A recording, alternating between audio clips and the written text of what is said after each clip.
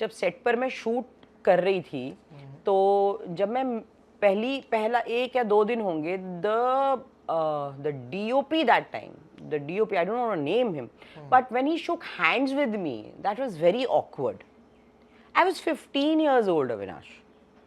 So, और हमारा 15 साल बहुत अलग था, जो आज के 15 साल का है।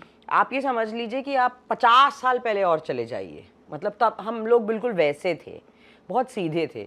सो the way he shook hands with me was very, I was like ये ऐसे कैसे इन्होंने, मुझे तो पता भी नहीं था कि वो कोई गंदा जेस्चर था या क्या है।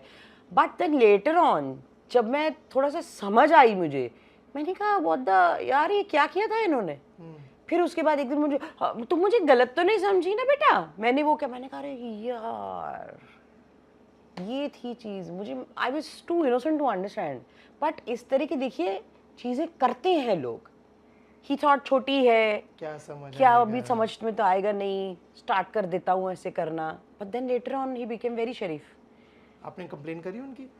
मुझे तो पता ही नहीं था कि ये चीज़ गलत हुई है जो हुई है, मतलब मुझे कंप्लेन करनी चाहिए किसी से। और पता है क्या, हम लोग तब जो हमारी पीढ़ी 70s के, जो लेट 70s के हम लोगों की पीढ़ी है ना, हम लोगों की पीढ़ी बहुत डरती थी।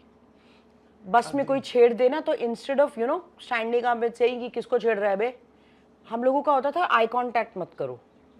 दिल्ली में तो स्पेशली तो इस तरह से बड़े हुए, तो उतनी हिम्मत नहीं थी तब। लेकिन फिर धीरे धीरे एक हिम्मत आनी शुरू हुई मेरे में, इतनी हो गई कि फिर तो लोग बात करने में डरने लगे, बल्कि बदनाम करने लगे कि अरे भैया बहुत खड़ूस है, बहुत अक्कड़ है ये। मैं कहा जो बोलना है बोलो, as long as you stay in your limits. So that is there is definitely this issue is there.